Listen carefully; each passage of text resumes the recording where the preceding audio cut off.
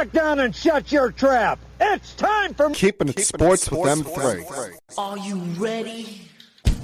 Are you ready? Well, I'll need some beer. Are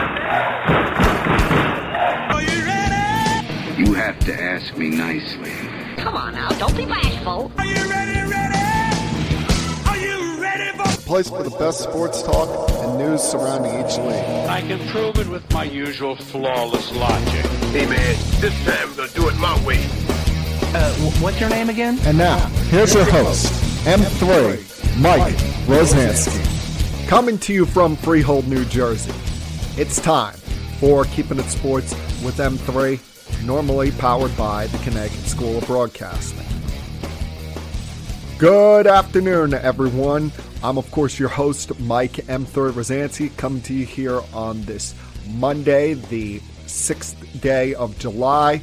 Hope you're all doing well. Hope you all had a very fun, safe, happy, healthy 4th of July weekend and are off to a great start in your week, whatever it is you may be doing right now at this moment.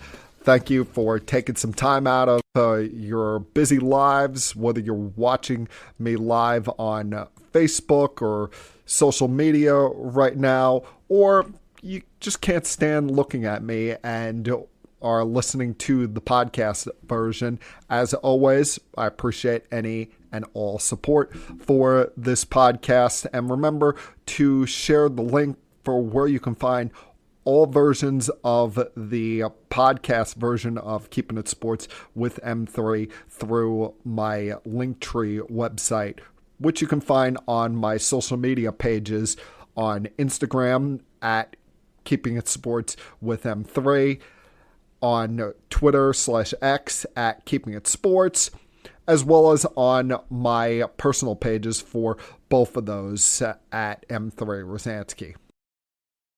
A lot of things to get to today. More thoughts on NBA free agency as we still all await a decision on LeBron James. Another massive trade was made in the last week since we last spoke. One that I think we expected this player to get moved, just not the location and for the price tag. Give you some thoughts on Team USA's upcoming matchup with Belgium later on tonight in the World Cup. Mixing some thoughts on the Mets as well. But we're going to start off today where we finished up last week, because there's no other way around this. See, one time for something happening, just a blip on the radar. A second time, you could say, all right, maybe it's just a pure coincidence. But anything more than twice is not a coincidence. Anything more than twice in a row is a trend.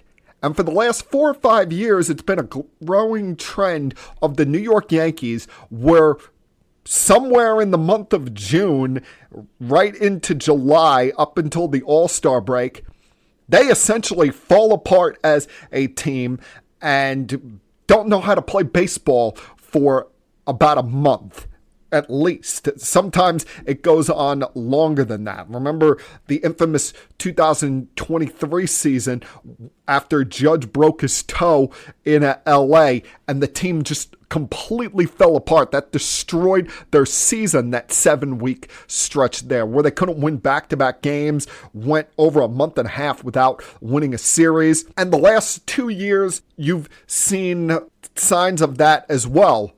But nothing to this level. Nothing to this extraordinary level of, I don't know, what do you want to call it, sloppiness, piss poor play, pure stupidity at times, ineptitude. And that there's probably an entire podcast worth of terms that I could use, but I'm going to save y'all's time and just look at this and say, the New York Yankees absolutely suck right now.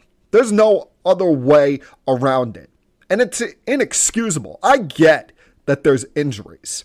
Yeah, losing Aaron Judge is a big loss. It's a humongous loss. Hell, I have long believed that he is the lone reason why both Aaron Boone and general manager Brian Cashman still to this day have jobs with the New York Yankees organization. That and the fact that Hal Steinbrenner is just afraid to be uncomfortable.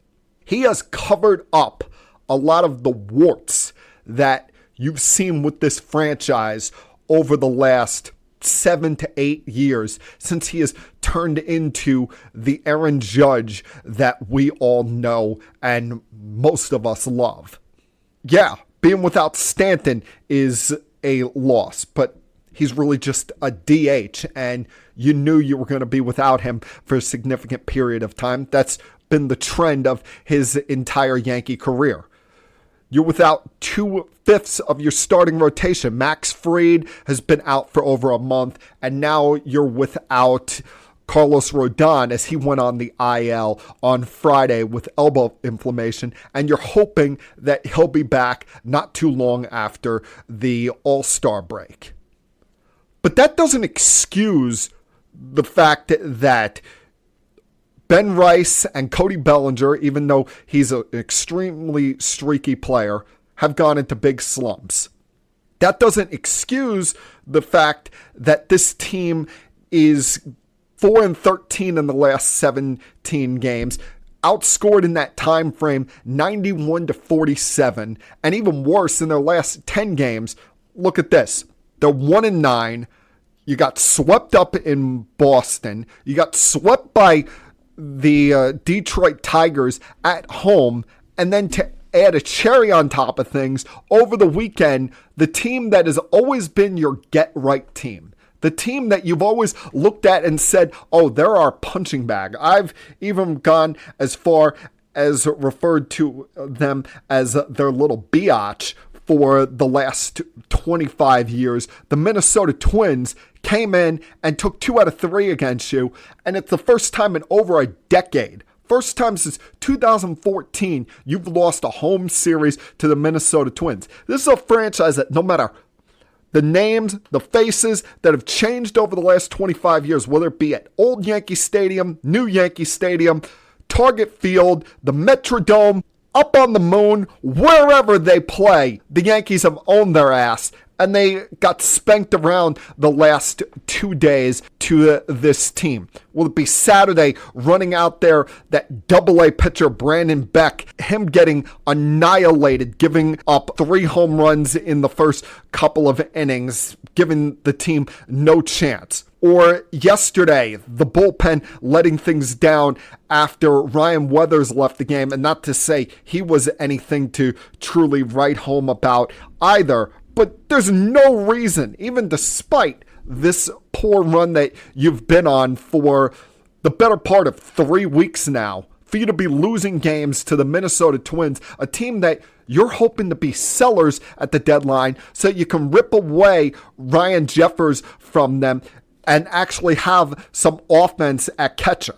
A spot that has been a complete black hole for you, especially when you're looking at Austin Wells, who going into yesterday was 2 for his last 40 and can't hit his way out of a brown paper bag. A lot of people out there are going to blame Aaron Boone on what's going on here. And he's an easy target because he comes off sounding ridiculous and stupid at times during these post-game press conferences, and I'll get to more on that in a few minutes. But he can only play who he has on the roster. This goes back to the poor roster construction that myself and many other Yankee fans complained about in the offseason from the boy genius himself, the man who seems to have a lifetime job with the New York Yankees organization, General Manager Brian Cashman. You know, Mr.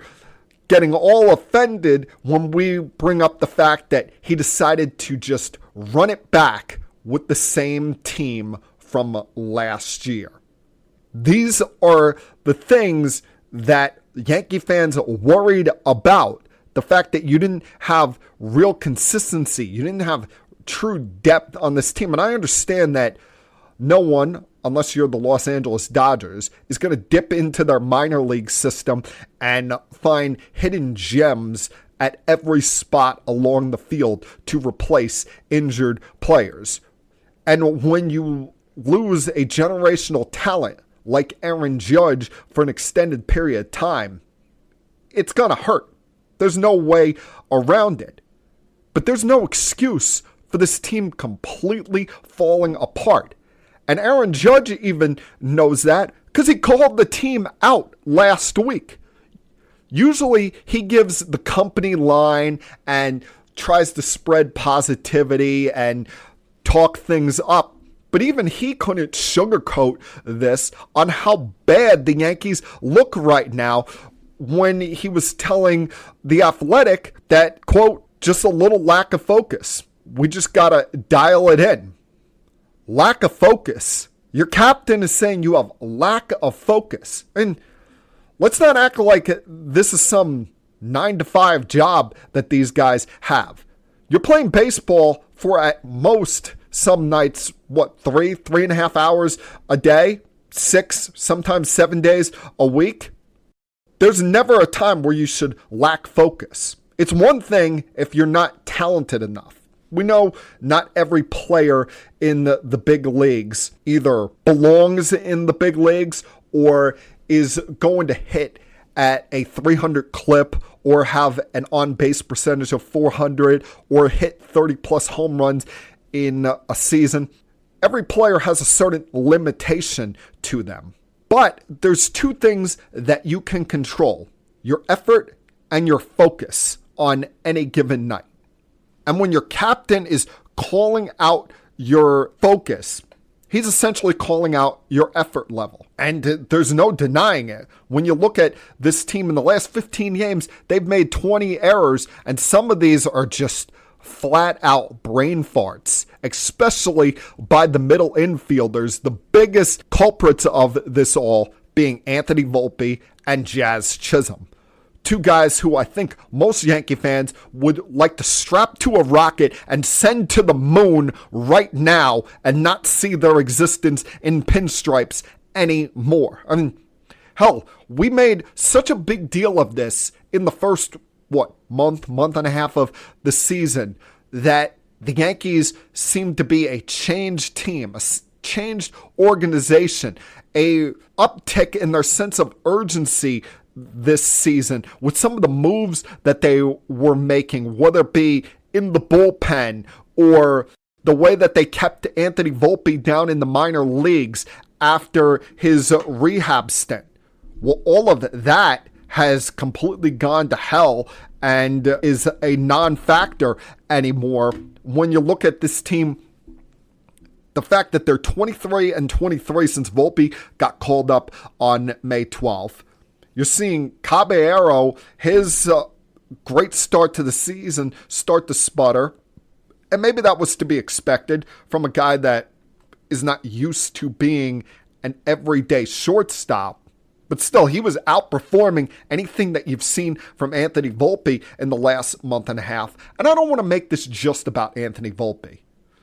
Y'all know how I feel about Anthony Volpe. I think the Yankees have given him more than enough leeway, more than enough rope to show that he doesn't belong here. It'd be one thing if I was giving this kind of criticism for him during his rookie season, but we're talking about year 4 now here, folks. I think we know what he is, even despite the fact that he's still just 24 years old. I mean, hell, if the Minnesota Twins could give up on a first-round player like Aaron Hicks a decade ago and throw him in our laps and force us to deal with 6 to 7 years of his inconsistent, below-standard play, then we should be able to do the same with one of our first-round picks in Anthony Volpe. But that shows the stubbornness of Brian Cashman. He's afraid to admit when he's wrong. And unfortunately, since Boone is left to carry the bags for him, he has to go along for the ride.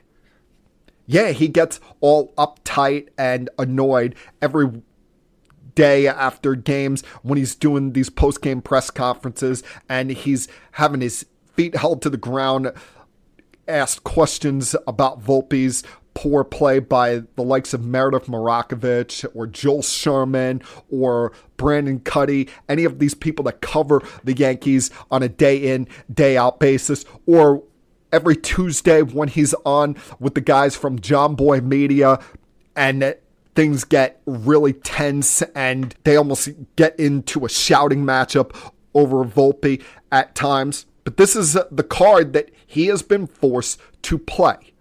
But then when you see some of his comments after these games defending certain relief pitchers, especially the likes of Jake Bird and even more recently, Camilo Doval, who I think is the biggest embarrassment on this team, even more so than Volpe, more so than Austin Wells, more so than Bird. Camilo Doval at one time was a decent young closer for the San Francisco Giants. But even they, after a while, couldn't stand his inconsistencies, despite the fact he throws 100 miles an hour with movement.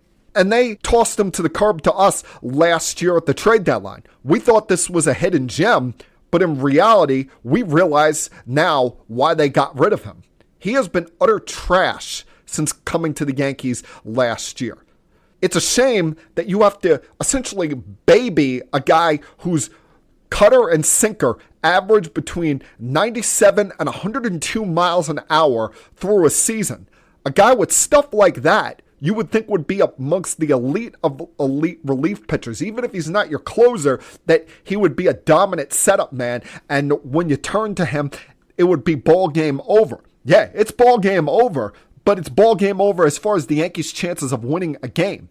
They better be up by 9 or more or already down by 8 or more and not be in any form of a competitive game when he comes in, because he just pours more gasoline on top of the fire. And all of that combined, poor bullpen, poor defense, Judge calling out the team for their lack of focus, and the fact that Bird has gone cold, Bellinger's gone cold. You had 2 weeks where you were without Grisham in the lineup, and he was extremely hot before that. And the fact that you got more than you could have ever asked for out of Paul Goldschmidt, and now he's in an 0 for 21 slump. All of that boiled together in this pot is what we've come to know of the early summer 2026 New York Yankees. And it is inexcusable. There's no reason for them to be this bad.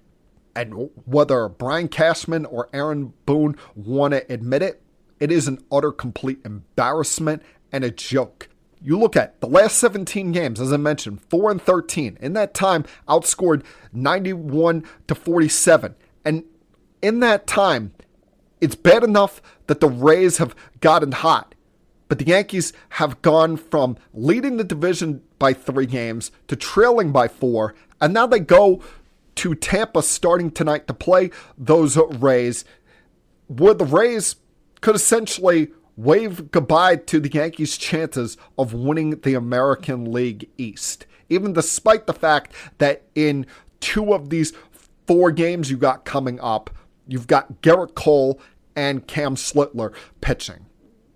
Something's got to be done here, folks. You can't just say, oh, we're going to get to the All-Star break and reassess things. That's what it seems like the Yankees do every year at around June 15th. They look forward to the All-Star break a month in advance and give up on that month of the season.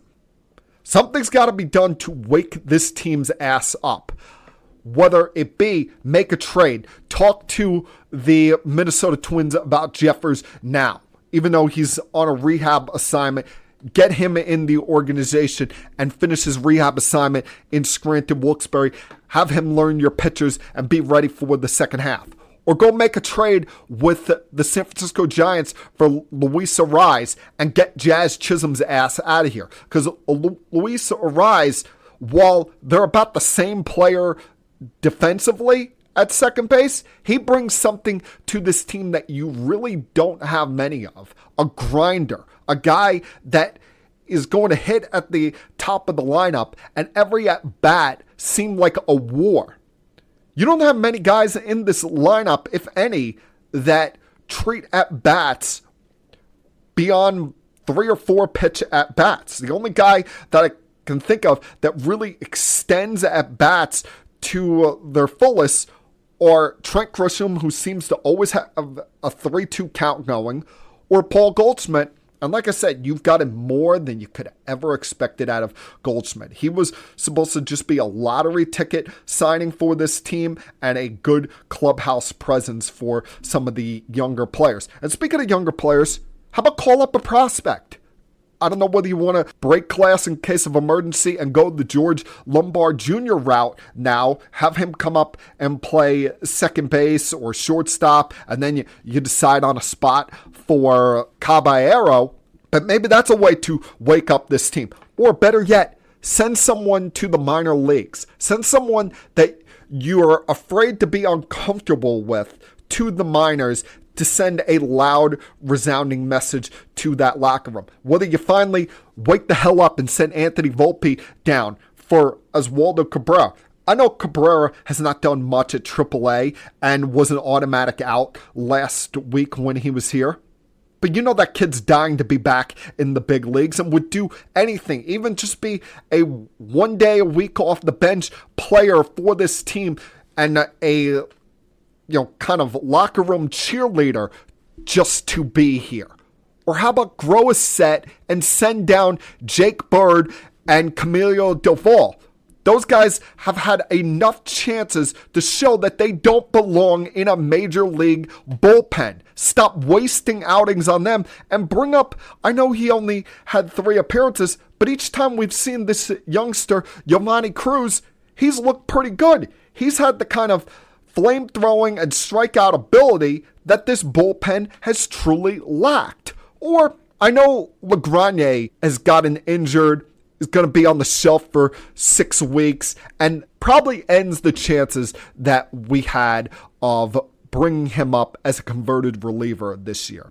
And that stinks. It was worth a try with it, especially a kid with his stuff. But you can't tell me that there's not somebody at, whether it be Scranton Wilkes-Barre, Somerset, or even somebody, and I know this is a out-of-the-box idea, but this coming weekend is the MLB draft.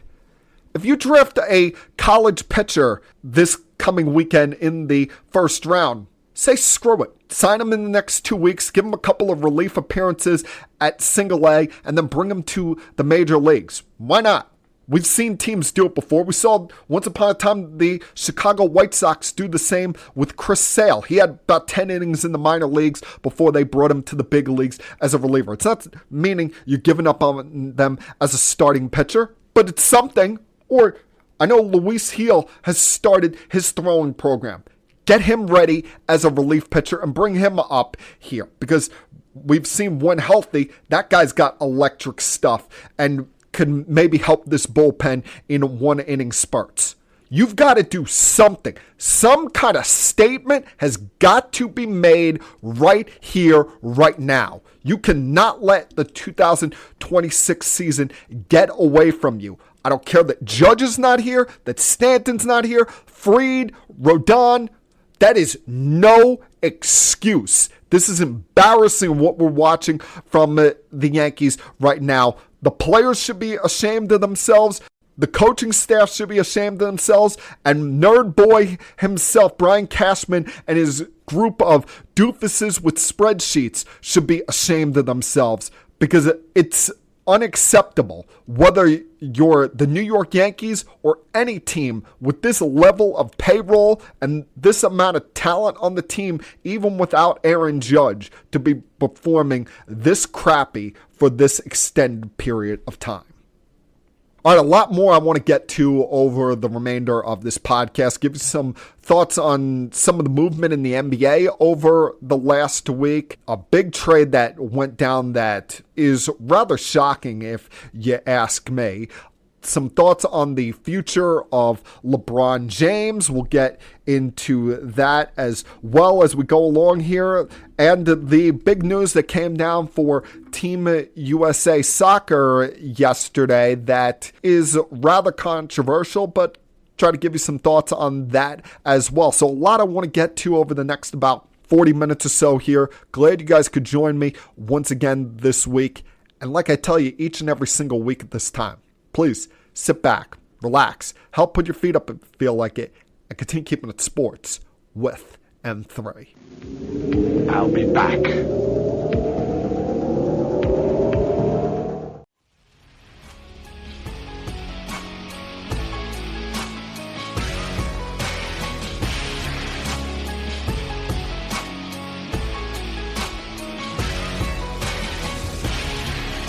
My heart goes out to anyone who is dealing with the tragedies that have gone on in Venezuela over the last week to 10 days. And it's just unimaginable. If you have family members down there, friends down there, dealing with these tragedies from the earthquake that has devastated that region, it's hard to fathom. I know we saw a player from the Dodgers get called up to the majors over the weekend, and it should be the happiest time of his life, but it comes on the same day that it was reported that both his stepmother and his sister died in those tragic earthquakes. So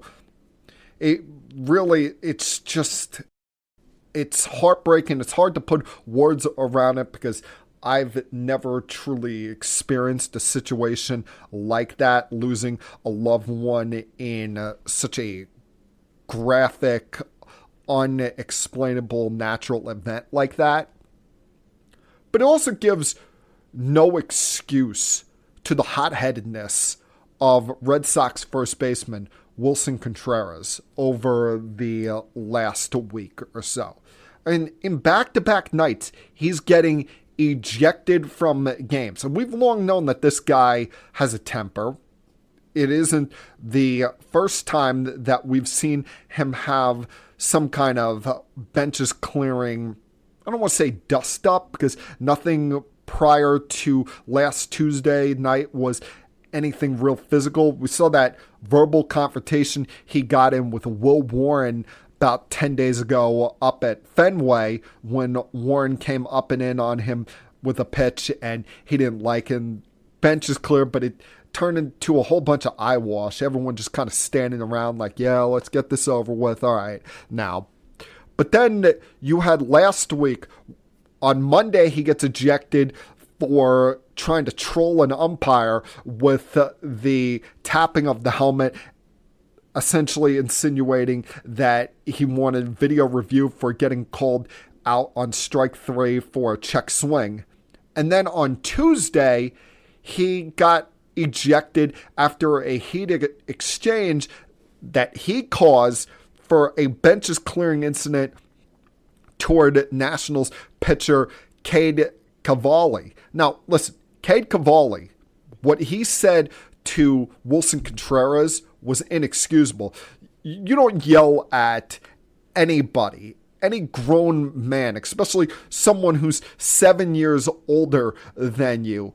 Sit down, boy, when you strike them out, especially whether it's someone who's of Venezuelan or Mexican or who's African American, because that term from a white person can be deemed as a derogatory term, a racist term, whatever you want to refer to it as, a slur, something along those lines. Something like that should never come out of his mouth. But Contreras essentially instigated the situation when early in the game he flew out, and running back to the Red Sox dugout, he crosses the mound and runs into Cavalli. Now, once again, it does not excuse Cavalli's comments. He should not be yelling that. But Contreras has always been the kind of guy that instigates problems, acts like a hot-headed pain in the ass, and then wants to claim victimcy. No. I don't care how good a season you're having. If you're having an all-star caliber first half and feel like you got snubbed, or hell, even if, as I said, you're dealing with personal issues in your life, you're concerned about what's going on in Venezuela. The guy's a hothead. He caused this problem. He could have looked to the umpire and been like, hey, why is he yelling that at me? Why is he trying to instigate that problem? There were better ways to handle this situation, and he chose the absolute worst way to do so, including during that incident, he took his helmet and threw it the direction of another player there.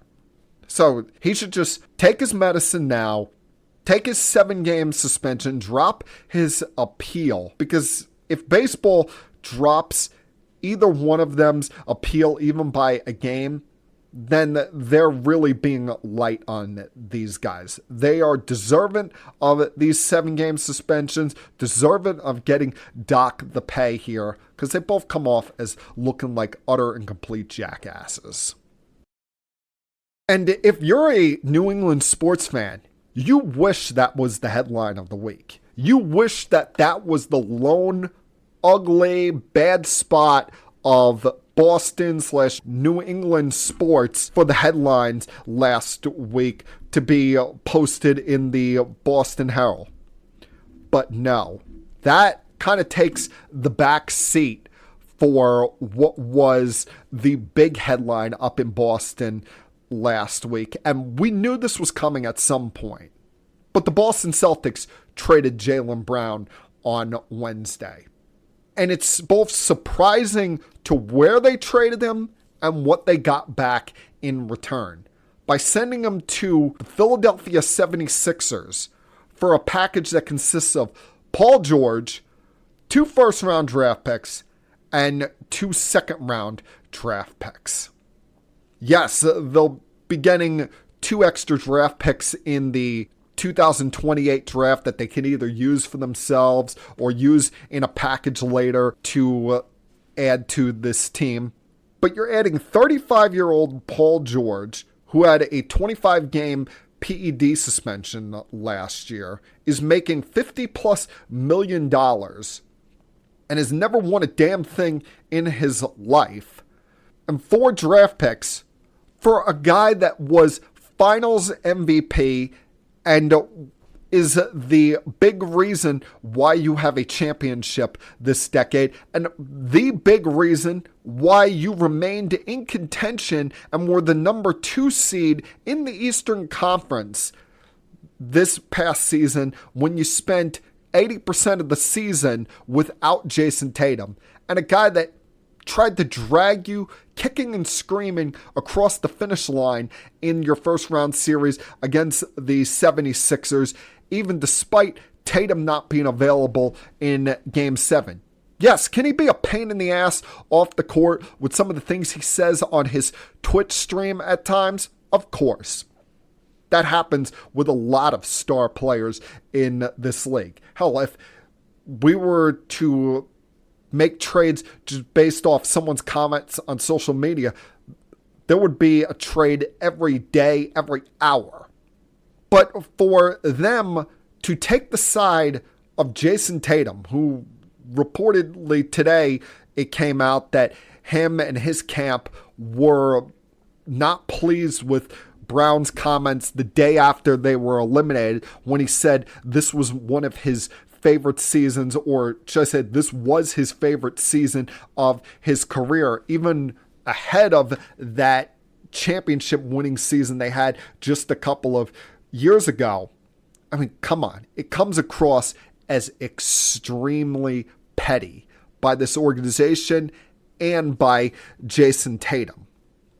Now, we long had questioned whether there was true kumbaya-ness with this organization, especially with these 2 stars. And you're not always going to get a situation like you had when LeBron James and Dwayne Wade were playing together in Miami. Your 2 top stars are not always going to be best friends. Remember, Shaq and Kobe probably should have won 6 or 7 championships together, but that relationship saw its end after 8 years. Eventually, Russell Westbrook and Kevin Durant went their separate ways, and we never saw those guys reach the ultimate finish line together. Kyrie Irving eventually fought his way out of Cleveland because he felt like he was being little brothered by LeBron James. And there's plenty of examples that we can go through on teams where the stars did not see eye to eye or were not buddy-buddy with each other. I got to take Jaylen Brown's side with all of this, because how many times are you going to be offered up in trade packages, not traded, and just think, oh, everything's great, I'll stay in this situation, I'll be good with this all? No. I won something for you here, should be his mindset. And he's got every right to feel disrespected or feel like he was let down by this organization. I don't care if it was for Giannis Antetokounmpo or if it was for 5 first-round draft picks. You're trying to offer me up in trade packages. Yeah, I'm going to feel disrespected. I'm going to feel unwanted. One time, sure, when I'm a young player, that motivates me to go on for greatness. But when I've already accomplished greatness, when I've been a standard bearer for this franchise and look like I'm on a pace to be a player who could eventually have their number put up in the Raptors, and you're offering me on a trade package for someone who's done nothing here? Yeah, I'm going to be pissed off. I'm going to be annoyed. So I don't blame Jaylen Brown. I don't care how much money per season he's got left on his contract. He had every right to want his way out and go to an organization that truly wanted him. Let's face it, the Boston Celtics, they essentially gave him away here. Because you could have gotten a lot more than 2 first-round draft picks. You probably could have gotten players, young players, that are more helpful to this team moving forward than Paul George. This feels like a settle trade. Unless there's some other trade on the horizon that we don't see yet, that Brad Stevens and company are trying to use these pieces as a setup to go get another player. I don't understand why you would trade a franchise stalwart, a guy that led you to your last championship, to the team that knocked you out of the postseason, the team that you had a 3-1 lead over in the first round, and they came right back against you. And listen, you were not in any position to get past the Knicks in the East before this trade. This did nothing but push you back. Because now you're looking at Jason Tatum coming into his first full season after Achilles surgery. You're looking at an older Paul George if he's going to be on this team next year. Derek White, who, as I said last week, he's good if he's your 5th option on your team. But if he's your 2nd or 3rd option on your team, you ain't winning a damn thing. Because the opposition, maybe not in the regular season, but in the postseason, they're going to target his ass and expose him for the flawed player that he is. And now you hand him to Philadelphia, where, yes, you can't count on Joel Embiid's availability week to week or even night to night. And you know at the most, you're probably getting 50 games out of him in a season. But now you don't really have to rely on him, even despite the fact that he's making $60 million per season for the next 3 years. You gave them Jaylen Brown to go along with Tyrese Maxey and BJ Edgecombe, and it essentially pushes Joel Embiid to being an accessory on that team, to being a 4th option, and whatever you get out of him during the regular season is just extra, and you hope that he's healthy and ready to go for the majority of the postseason. You were already trailing teams like the Knicks, possibly the Pistons and the Cavs in the Eastern Conference. Now you've put yourselves behind the Philadelphia 76ers, all because of pettiness toward a player who expressed himself, and it hurt the feelings of Jason Tatum, who, while maybe he might be more talented, hasn't been as assertive a leader for the Celtics and hasn't been the driving force to a championship like Jaylen Brown was. And now it remains to be seen what the Celtics do going forward and what other opportunities this could present for the Philadelphia 76ers. And we'll get to those opportunities coming up, because they are amongst the few teams that are in a sweepstakes that is somewhat intriguing. I'll be back.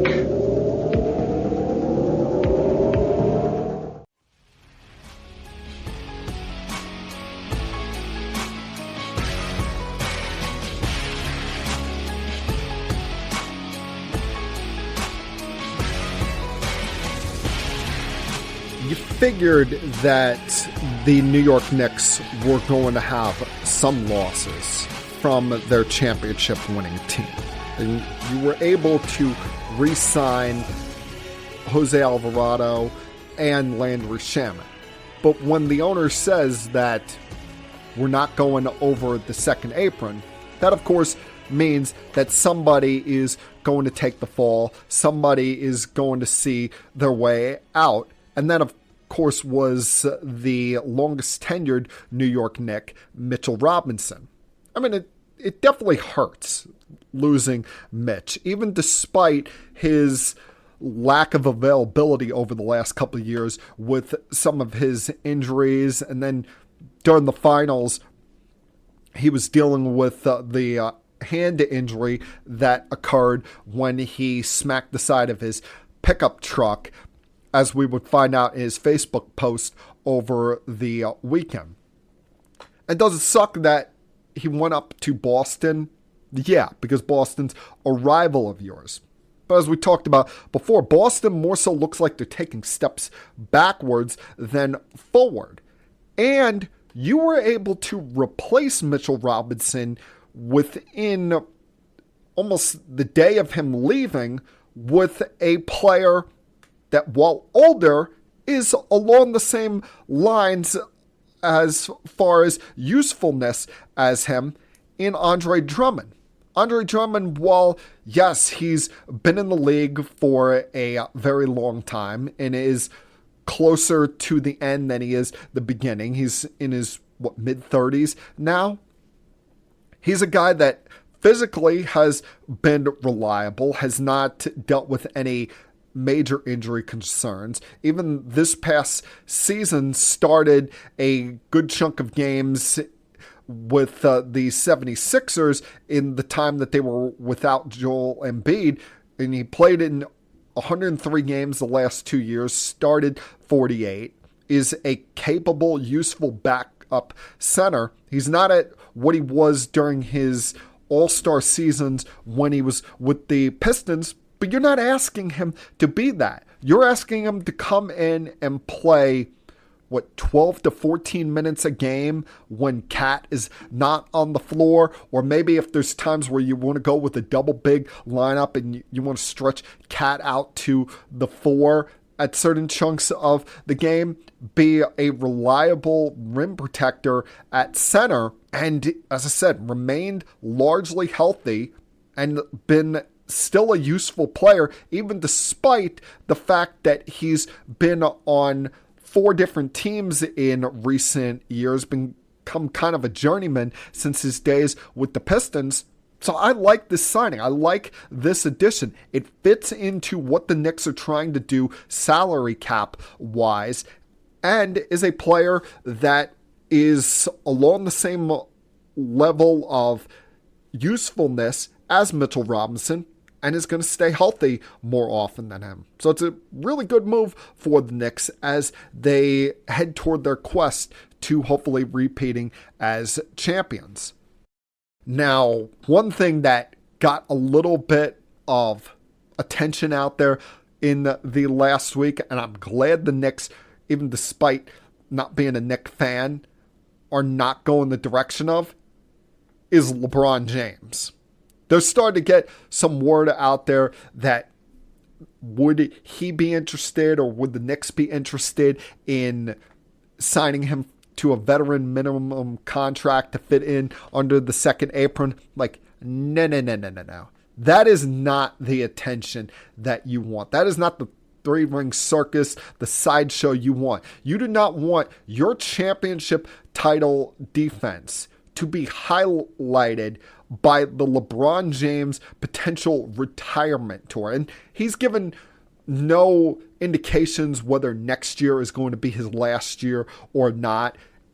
Although it's going to be one of those things, I'm telling you, we will not go into whenever that final season is, whether it be this coming season or the year after, without knowing that that's his last year. He's going to want to promote it as much as possible and get as much notoriety, attention, and make as much money off the court from it as he can. But you didn't want your moment being stolen by LeBron James and everything that surrounds him. This maybe would have become more of a talking point if the Knicks hadn't won a championship, as Rich Paul revealed on the podcast Game Over with Max Kellerman on Friday, when he went through this whole whiteboard illustration of showing all the potential teams that could be interested.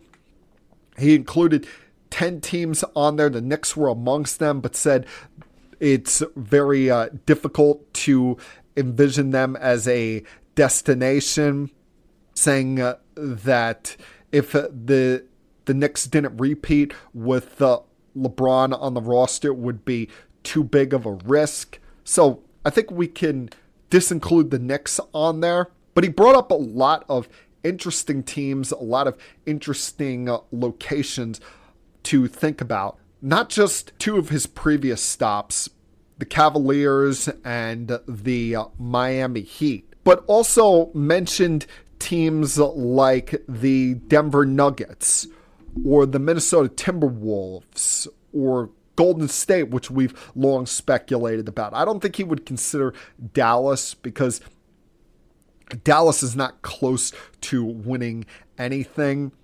San Antonio would be a really fun one for him to go there and essentially be a distributor for Victor Wembanyama. But at the same time, I think that would be kind of holding back some of the young guards that they have on that team, that they want those guys to take the step forward and them to really be the focal points alongside Wemby as far as this team going forward. And maybe that's not the right vet that you want to add to that team.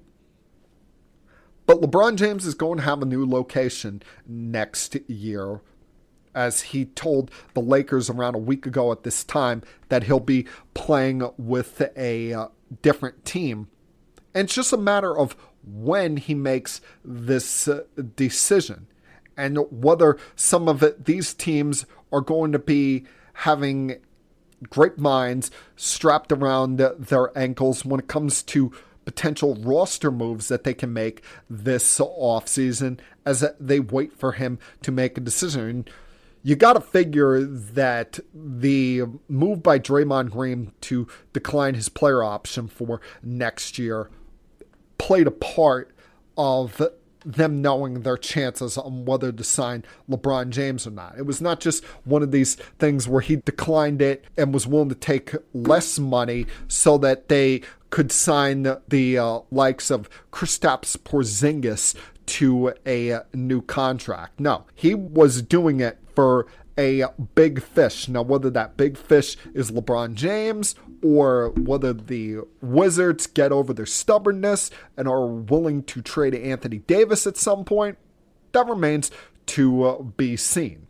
But these teams, even despite it being LeBron James, are going to want an answer sooner rather than later. As great as he is, he's still a 41-year-old, about to turn 42 at some point during this season, where you're looking at saying, hey, we know you're great. You still can play at a reasonably high level. But we're not signing you as a long-term commitment. We need answers sooner rather than later so we can figure out what we're doing with our own roster. Like, take, for example, the Cleveland Cavaliers, who for some reason Rich Paul referred to as C-Town when talking about them. They may have to make certain moves on their roster, whether it come to trading someone along the lines of a Max Strus in order to clear more room, or someone that would be making more than the veterans minimum that they would only be able to offer LeBron James. I mean, I still find it hard to believe that he's going to take the mid-level exception of like $3.6 million or the veteran minimum from someone. He's going to want at minimum that amount that the Warriors can offer at 15.1, considering he makes gazillions of dollars with all of his endeavors off the court. I mean, we've known for years that when it comes to LeBron James's financial portfolio, his NBA contract is never usually in the top 6 or 7 things that he's getting paid. Why he's the first NBA player to be a billionaire and one of the richest athletes in American sports history. But he can't look at this and just say, oh, I'm LeBron James. No one's looking at him as that 27-year-old that he was when it came to the decision. They're looking at him as a still really good player, but not someone that we're going to be locking our long-term future in. So whether it be the Cavaliers, whether it be the Heat, the Spurs, the Timberwolves, hell, even the Philadelphia 76ers have thrown themselves in the mix here, even after adding Jaylen Brown to the roster. They think they've got enough financial flexibility to add him at the veteran minimum of $3.9 million to fit him in along here. Now, his change in location, it does help out the Lakers a lot, as they had $52 million to play with in free agency. And you've already seen them make a lot of movement in the last couple days. Made 3 free agent signings, including signing Quentin Grimes to a 4-year, $60 million contract. And the biggest move was acquiring Walker Kessler for 4 draft picks, including first rounders in 2031 and 2033, 2 draft picks that they had long been hesitant to trade, but they needed the rim protector. They needed someone better than DeAndre Ayton, who they've already shipped his ass out of town off to the Washington Wizards. And Walker Kessler, one of these players that you look at as, even though he's 24, he might be somewhat of a late bloomer, a former first-round pick that now where he goes in LA, where he's not going to be the center focus and can more rely on being that premier rim protector that he has long been viewed as, can kind of blend into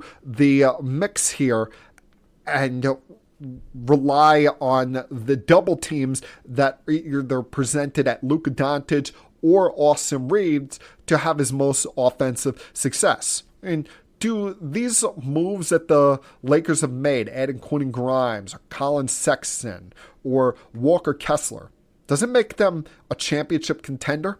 I don't necessarily think so. They're not on the level, certainly, of the top 2 teams in the West of the Thunder and the Spurs. That's who everyone's going to be measured up against in the West for at least the next 5 years. And I don't necessarily think it puts them in line with those next 2 teams in line, the Minnesota Timberwolves and the Denver Nuggets. But I think at minimum, it should get them to a spot where they're avoiding playing in the play-in. They should be, at worst, the 6th seed in the Western Conference. Does it make you a championship contender? No. In the right matchup, can it get you to the second round? Maybe. But now, all of the attention now goes on Luka Doncic. You don't have the LeBron James spectra hanging over that organization anymore. People are going to now hold Rob Pelinka, JJ Redick, and even more so, Luka Doncic's feet more to the fire with LeBron not hanging over that organization anymore. Those are the people that are going to get the blame for if and when things go wrong for the Los Angeles Lakers. I'll be back.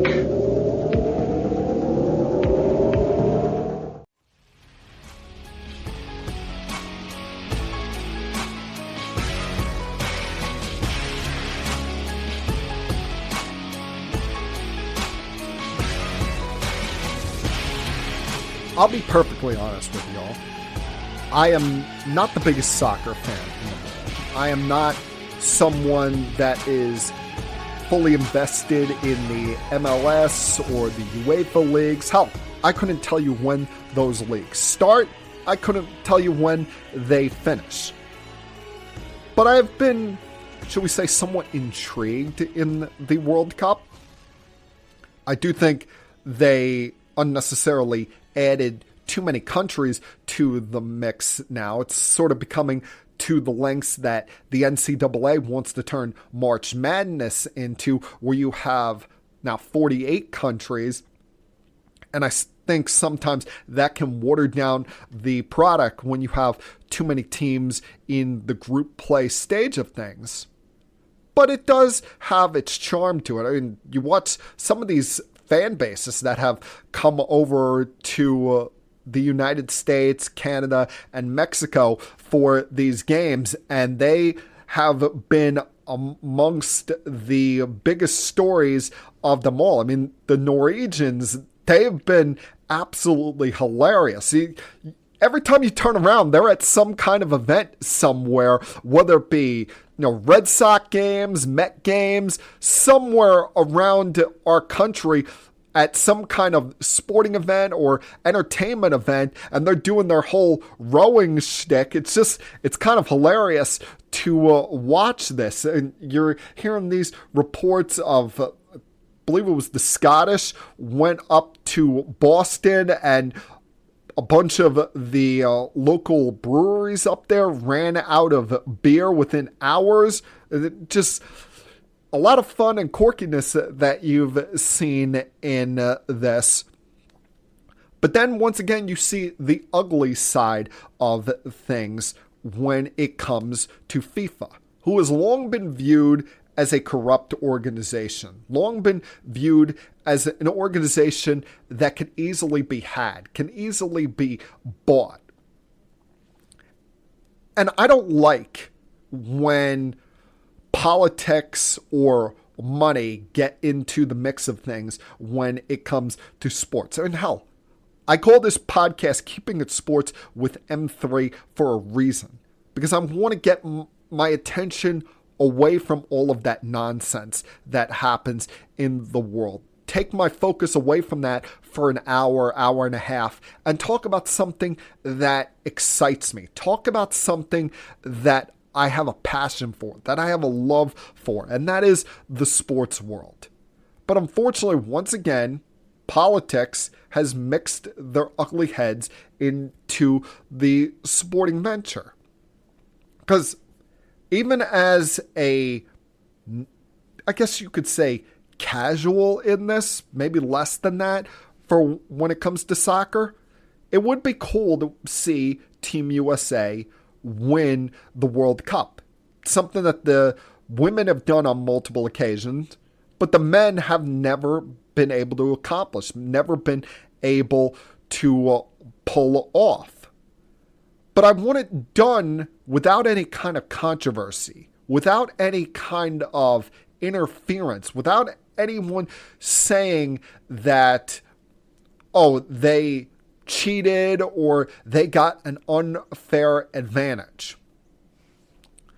I watched the game last Wednesday night against Bosnia-Herzegovina, and I, like many people out there at the time, when in the second half, Balogun got ejected for the game for a red card, I'm like, that's not a red card. Maybe at minimum, that's a yellow card, but that's not ejection worthy. That's not suspension worthy.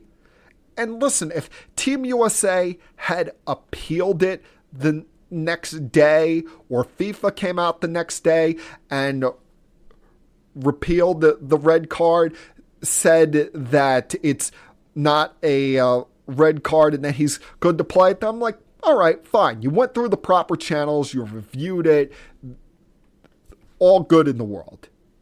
But then when you find out 4 days after the game, in the middle of the day on Sunday, that many news outlets were reporting that our president got involved, made a call to the head of FIFA after the U.S.'s win, and asked the FIFA president to review the red card, and their response to it was not pulling back the red card. It was, oh, we'll suspend it for a year and he can play in the game.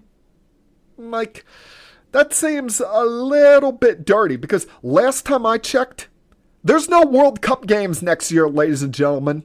This, much like the Olympics, is a once every 4 years event. So you're suspending his red card for 1 year. For what? For what, some international friendly that takes place next year? I know every time the World Cup comes up, these countries have to qualify for the event. But when are you suspending this till? Like, when does he have to follow through on this 1 game suspension? Because you haven't completely pulled back on the red card. You're just saying we're suspending his red card for 1 full year. So I don't blame the Belgians for being pissed off, for feeling like this was an unfair decision and that they're giving us, the U.S., one of the host nations, some kind of unfair decision here. I don't blame UEFA for coming out and heavily criticizing FIFA's decision to suspend the red card against them. And you look at their quotes, and when they say in this, when, quote, when the certainty of rules is no longer guaranteed by its guardians, the integrity of the game is at stake and the credibility of competition is undermined. And I completely agree with that. I want Team USA to win. I'm not some dope like Elmo out there who's hoping both teams have fun like he did with the NBA Finals. I want to see USA win this, but I want us to win it without any kind of controversy, without anything hanging over it, without any buts. I'm not going to be sitting there later tonight rooting for Belgium, but at the same time, USA wins tonight. I don't know, something feels kind of dirty about it to me. I hate, as I said, and you're looking at someone that is not a fan of either political party in this country. I support neither side. I remain independent, and I think both sides have a lot of flaws and immaturity that they need to get over. But at the same time, I hate when politics get involved with sports, whether it be our national professional sports or any kind of world games. Let the players decide it on their own. And listen, if, as I said, they came out and said, hey, we reviewed it and we're repealing the red card, that's one thing.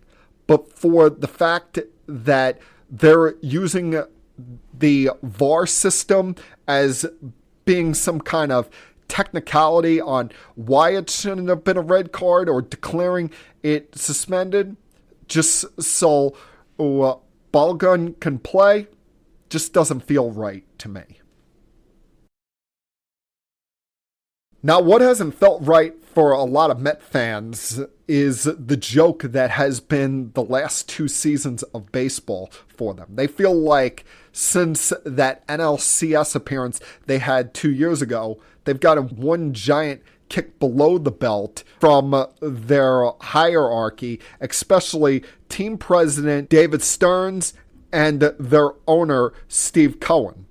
Well, it felt like for them another kick below the belt took place in the last week when Steve Cohen finally decided to talk. He made himself available to the media and told the New York Post on Wednesday that he is not considering firing President of Baseball Operations David Stearns. Now, on one level, you could somewhat understand it because he's in the midst of a 5-year contract. Still got 2.5 years left on the deal.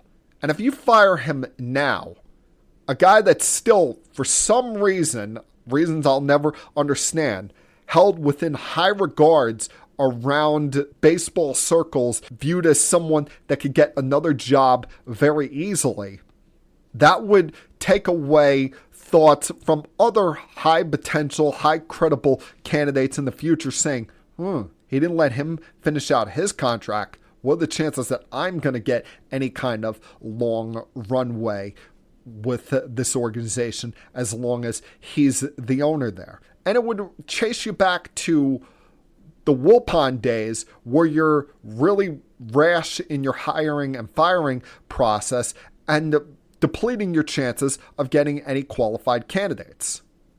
But sometimes you got to read the writing on the wall. Sometimes you got to look at things just the way they are and realize that David Stearns has been nothing but a negative for this organization. We detailed it last week. None of the moves that this man has made in the last year and a half have worked out, whether it be contract extensions he's given out to pitchers like Sean Manaea, trading for Freddie Peralta, signing Frankie Montas to a 2-year deal that you only got 1 year out of him, really. You can't even give him credit for the Juan Soto deal because a move like that is a move that ownership is going to do, and you just tell the front office, stay out of the way, I'll handle it. But you let so many guys that were popular players within this franchise go. You tell your fan base that you're going to be concerning yourself with run prevention, and then you're squeezing square pegs into round holes, such as putting a DH at first base in Polanco, and you didn't even get a month out of him before he got hurt. Now you're watching an utter mess like Mark Vientos try to play first base on a nightly basis. You bring in Bichette to play third base. He's never played third base for an inning in his life. And it's just looked like an utter mess here. And I know there's been some unlucky breaks here, some unfortunate things, like what happened to Clay Holmes you really can't control. But you brought in a lot of guys that you knew had injuries, you knew couldn't play those positions. You built a pitching staff that does not strike a lot of guys out. Sean Manaea has been a shell of what he was in 2024. Kodai Senga is not even pitchable. And it's just like, there's nothing you look at with the Mets and you say that's even slightly entertaining, slightly appetizing to watch with this team on a night in, night out basis. And I look at them and I say to myself, outside of Soto, outside of Carson Bench, AJ Ewing, outside of McClain on the pitching staff, pretty much anyone could go. Anyone could be traded. Hell, I would even potentially look at possibly trading Francisco Lindor because it's starting to become more and more obvious. I know not everybody's going to be best friends or be all lovey-dovey on a team, but clearly there's something up here when it comes to this situation between Francisco Lindor and Juan Soto that is permeated through that locker room to the point where it feels like a group of guys that have no joy whatsoever being around each other. And yeah, when you're 16 games under 500, 16 games back in the division, 11 and a half back of the final wildcard spot, it's going to be really difficult to have any joy in coming to the ballpark on a night in, night out basis. But when you watch the slop when it comes to this team, night in, night out, there's clearly a lack of focus. There's clearly a lack of attention to detail. And it feels like just a bunch of guys that are already looking toward the off season and trying to play out the string when there's still 72 games to go. So I know it's only July 6th. It's time for the Mets to be sellers. It's time for them to trade off whatever they can get something for and focus on building for the 2027 team. That be, if there is a 2027 baseball season, depending on what happens with the upcoming CBA. And that, my friends, was Keeping Sports with M3 for Monday, July 6th, 2026. Everyone, please have a great night. Have a fun, safe, happy, healthy week. Remember, you get one life, so you might as well try to live it up to the fullest. And I'll talk to you guys again, same time, next week. Until then, peace. We have to go. Good night, everybody. I have had enough of you! Thank you for all the fun. Thank you. Hey, shut up, will ya? I don't want to see you, I don't want to hear you, I don't want to smell you. Now leave. I'll be back.